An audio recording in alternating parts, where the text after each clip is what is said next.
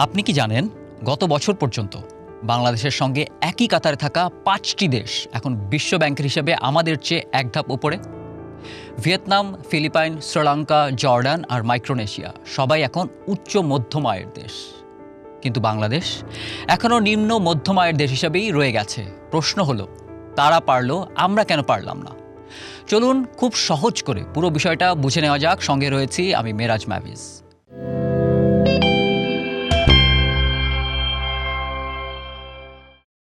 প্রথমেই একটি ভুল ধারণা ভাঙি। অনেকেই মনে করেন অর্থনীতি বড় হলেই বা জিডিপি বাড়লেই একটি দেশ উচ্চ মধ্যম আয়ের দেশে চলে যায়। আসলে তা নয়। বিশ্বব্যাংক জিডিপি দেখে না, দেখে মাথাপিছু মোট জাতীয় আয় অর্থাৎ জিএনআই পার ক্যাপিটা। আর সেটাও সরাসরি নয়, অ্যাটলাস মেথড নামে একটি বিশেষ পদ্ধতিতে হিসেব করা হয়।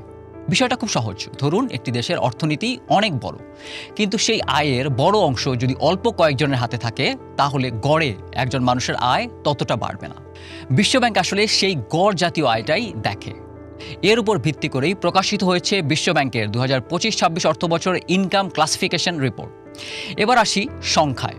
এবছর উচ্চ মধ্যম আয়ের দেশে যেতে হলে মাথাপিছু জাতীয় আয় হতে হয়েছে $4,636। কিন্তু 2025-26 অর্থবছরে বাংলাদেশের মাথাপিছু জাতীয় আয় ছিল $3,020। অর্থাৎ আমরা এখনও $1,616 পিছিয়ে। এই কারণেই বাংলাদেশ উচ্চ মধ্যম আয়ের দেশের কাতারে যেতে পারেনি। এখানে একটি বিষয় বলে রাখা ভালো, বাংলাদেশ জাতিসংঘের তালিকায় স্বল্পোন্নত দেশ থেকে উন্নয়নশীল দেশে উত্তরণের পথে থাকলেও সেটি বিশ্বব্যাংকের আয়ভিত্তিক শ্রেণীবিন্যাসের সঙ্গে এক নয়। অর্থাৎ এলডিসি থেকে উত্তরণ মানেই উচ্চ মধ্যম আয়ের দেশে উন্নীত হওয়া নয়। বিশ্বব্যাংকের শ্রেণীবিন্যাস পুরোপুরি আলাদা। সহজ করে বললে এলডিসি থেকে উত্তরণ দেয় জাতিসংঘ আর উচ্চ মধ্যম আয়ের স্বীকৃতি দেয় বিশ্বব্যাংক। দুটি সম্পূর্ণ আলাদা বিষয়। এখন দেখা যাক বিশ্বব্যাংকের নতুন তালিকায় নিম্ন মধ্যম আয়ের দেশ থেকে উচ্চ মধ্যম আয়ের দেশের কাতারে অন্যরা কিভাবে পৌঁছে গেল। প্রথমেই শ্রীলঙ্কা। মাত্র 3 বছর আগে দেশটি কার্যত দেউলিয়া হয়ে গিয়েছিল। জ্বালানি ছিল না, ডলার ছিল না, ঋণ পরিশোধেও বন্ধ হয়ে গিয়েছিল। কিন্তু এরপর আইএমএফের কঠোর সংস্কার, কর বৃদ্ধি, ঋণ পুনর্গঠন, পর্যটনের ঘুরে দাঁড়ানো আর শিল্প খাতের পুনরুদ্ধারের ফলে 2025 সালে তাদের অর্থনীতি 5% প্রবৃদ্ধি অর্জন করে। ফলাফল আবার ফিরে গেছে উচ্চ মধ্যম আয়ের দেশের কাতারে। এবার ভিয়েতনাম, বাংলাদেশের সবচেয়ে বড় রপ্তানি প্রতিদ্বন্দ্বী।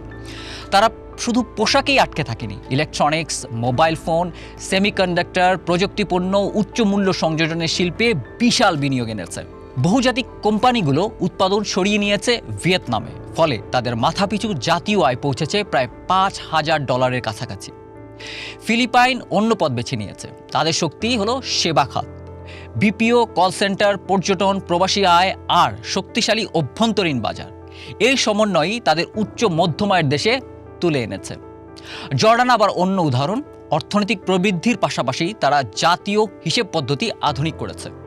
অনানুষ্ঠানিক অর্থনীতির বড় অংশকে সরাসরি হিসেবের মধ্যে এনেছে।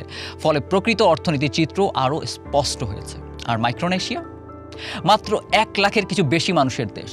ছোট অর্থনীতি হয়, মাথাপিছু আয় দ্রুত বাড়ানো তুলনামূলক সহজ হয়েছে। এখন প্রশ্ন, বাংলাদেশ আসলে কোথায় পিছিয়ে?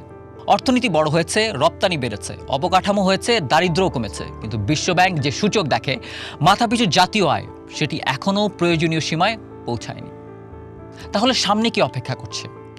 সরকারের লক্ষ্য 2031 সালের মধ্যে বাংলাদেশকে উচ্চ মধ্যম আয়ের দেশে নেওয়া।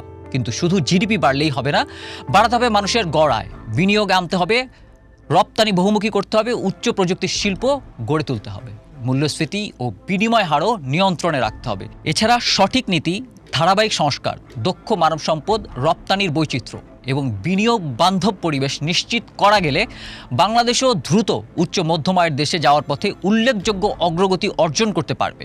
এমনটাই মনে করেন Bangladesh garments manufacturers and exporters অ্যাসোসিয়েশনের সাবেক পরিচালক মহিউদ্দিন রুবেল। বিজিএমইর এই সাবেক পরিচালক ভিয়েতনামের উদাহরণ টেনে আমাকে বলেছেন, ভিয়েতনামের অভিজ্ঞতা থেকে বাংলাদেশের শেখার মতো অনেক বিষয় রয়েছে। দেশটি তৈরি পোশাক শিল্পের উপর নির্ভরশীল না থেকে ইলেকট্রনিক্স, প্রযুক্তিপণ্য এবং অন্যান্য উচ্চ মূল্য সংযোজিত পণ্যের রপ্তানি উল্লেখযোগ্যভাবে বাড়িয়েছে। একই সঙ্গে রপ্তানিমুখী শিল্পনীতি, দক্ষ শ্রমশক্তি এবং স্থিতিশীল নীতিগত পরিবেশ মাধ্যমে বিপুল বৈদেশিক বিনিয়োগ করেছে। বাংলাদেশকেও এখনই রপ্তানি বহুমুখীকরণে কার্যকর পদক্ষেপ নিতে হবে, এমনটাই মনে করছেন তিনি। সবশেষে একটা প্রশ্ন রেখে শেষ করি, বাংলাদেশ কি পারবে ভিয়েতনামের পথ অনুসরণ করে নিজেদের জন্য নতুন উন্নয়ন মডেল তৈরি করতে? আপনার কি মনে হয়?